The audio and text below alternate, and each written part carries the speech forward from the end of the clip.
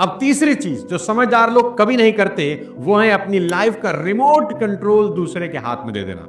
एक सवाल आपसे पूछता हूं, अगर कोई आपको क्रिटिसाइज करता है या नेगेटिव फीडबैक देता है या नेगेटिव कमेंट करता है तो क्या आप उसे अपनी इंसल्ट समझ के बुरा मानते हो? सच सच बताना, दिल पर हाथ रखकर झूठ मत बोलना। मानते हो ना? चलो दूसरा सवाल पूछता हूं, जब दूसरे लोग किसी बात पर आपको गुस्सा दिला देते हैं तो आप गुस्से में कुछ ऐसी चीजें कह जाते हो जो आपको नहीं कहनी चाहिए और बाद में लगता है कि यार बच जाते, नहीं कहते तो अच्छा था। बताओ, आप इसे पूछ रहा हूं, होता होगा ना कि गुस्से में मुंह से कुछ भी निकल जाता होगा। चलो तीसरा सवाल पूछता हूं, क्या आप दूसरों की कही बातों के अकॉर्डिंग अपने गोल शिफ्ट कर लेते हो? क्या आप कुछ बढ़िया काम कर रहे थे, मजा आ रहा था, अचानक पीछे से किसी ने कह दिया अरे तुझसे होने वाला नहीं है, और आपने अपना रास्ता बदल लिया? ऐसा होता होगा ना? आपका दिन कैसा रहेगा, क्या ये इस बात पर डिपेंड करता है कि दूसरे आपके साथ बर्ताव कैसा करते हैं? दोस्तों, अगर इन सब बातों का जवाब हाँ है तो इसका मतलब आपने आपकी जिंदगी का रिमोट किसी दूसरे के हाथ में दे रखा है। वो जब चाहे आपको नचा देता है। आपको ओपरा विनफ्रे की कहानी सुननी चाहिए। एक बेहद गरीब परिवार में बड़ी हुई वो लड़की जिसका बचपन में कई लोगों ने यौन शोषण किया, सिर्फ 14 साल की उम्र में प्रेग्नेंट हो गई, बच्चे को जन्म दिया पर बच्चे की मौत हो गई।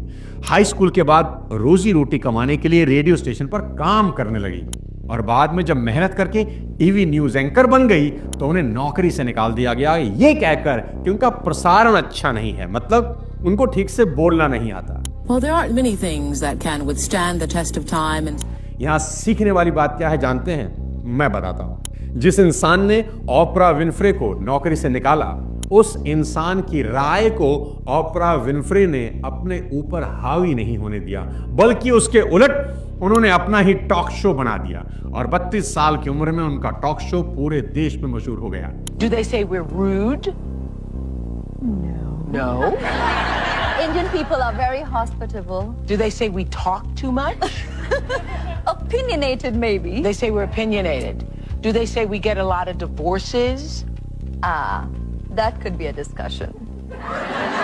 41 साल की उम्र में उनकी नेटवर्थ $340 मिलियन ज्यादा थी। उन्होंने 5 किताबें लिखी और जरूरतमंद लोगों के लिए एकेडमी तक शुरू कर दी। दोस्तों, जिस महिला को बचपन में सिर्फ इसलिए ताना दिया जाता था, छेड़ा जाता था कि वो आलू के बोरे से बने कपड़े पहनती हैं, उसी महिला को एक दिन टाइम मैगजीन ने संसार की सबसे पावरफुल वुमन में से एक डिक्लेयर कर दिया।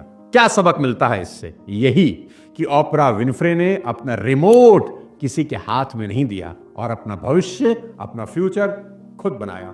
किसी ने कहा तुम्हें बोलना नहीं आता और नौकरी से निकाल दिया तो मायूस होकर घर नहीं बैठ गई, बल्कि अपना ही टॉक शो बना डाला जिसमें बोलना ही होता है। आज दुनिया के तमाम बड़े दिग्गज उनके टॉक शो में जाने को तरसते हैं। दोस्तों, मेरी एक बात नोट कर लो और अपनी दीवार पर चिपका लो, किसी का आपके लिए ओपिनियन आपकी रियलिटी कभी नहीं बनना चाहिए। और जिस दिन आप ये बात जान लेते हैं कि किसी दूसरे में आपकी फीलिंग्स को कंट्रोल करने की ताकत नहीं, तो आपको अपनी असली पावर का एहसास होता है और आप कुछ भी कर गुजरते हैं। दोस्तों, इस बात को याद रखना कि अपना रिमोट किसी के हाथ में नहीं देना। किसी ने ताना मारा, किसी ने गाली दी, किसी ने कुछ कह दिया, मन कर रहा है कि जवाब दूं, शांत हो जाना, ठंडी सांस लेना और उसको एक ही बात बोलना, आज मूड बड़ा अच्छा है, तेरी बात का जवाब 1 हफ्ते के बाद शाम को 5 बजे दूंगा, जा यहां से। आप देखना कि आपको लगेगा कि वाह क्या गजब काम कर दिया और सामने वाला चारों खाने चित हो जाएगा। दोस्तों, आज का वीडियो अगर पसंद आया हो तो अपने सभी जानने वालों को शेयर जरूर कर दें ताकि वो सभी इसका फायदा उठा सकें और ये 3 बातें अपने जहन में, अपनी आत्मा में, अपनी जिंदगी में अच्छी तरीके से उतार लें। इन तीनों बातों में कौन सी बात सबसे अच्छी लगी कमेंट बॉक्स में लिखकर जरूर बताएं। आगे किसी और शानदार वीडियो के साथ फिर आपसे मुलाकात करूंगा। तब तक अपनी सेहत का ध्यान रखें, अपना हेल्थ इंश्योरेंस जरूर कराएं, अपनी हेल्थ का ध्यान रखें। जय हिंद।